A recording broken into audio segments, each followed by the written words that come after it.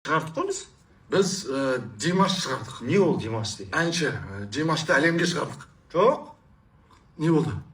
Оны қытайлар шығарды. Иә, олар. Тоқта. Қалай біздің Димашты қытайлар қалай шығарады? Бізде жалпы Қазақстанда бір-бірімізді мойындамаймыз. Шетелге шықса ғана мойындаймыз. Сол Қытайға барған кезде қытайлықтар бізге мойындатқызып жіберді. Одан кейін біз оны Димаш деп жүрміз да. Жалпы сондай бізде.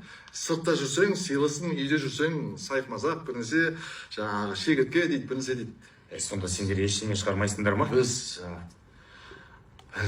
қанем, кешіріңіз, біз ештеңе шығармаймыз. Біз бар ғой, біз мынаны да шығармаймыз, мынаны Душанбе, Тәжікке шығарады. Мынаны өзбек бауырларымыз алып келеді. Біз бар ғой, рахаттанып жеп жүрген Қазақстан шоколадын соны да қазір шығармайтын болдық. Оны кімдер шығарып жатыр? Лименқолар. Онда біз несіне соғысып жүрміз? Несіне бұлай ел болып біріктік? Не күтіп жүрсіңдер сендер? Қой үстіне посторға жұмыртқалаған күтіп жүрміз ғой. Жақында келеді екен. Жұмыртқаласа біз күшті өлкеде ма деп отырмыз.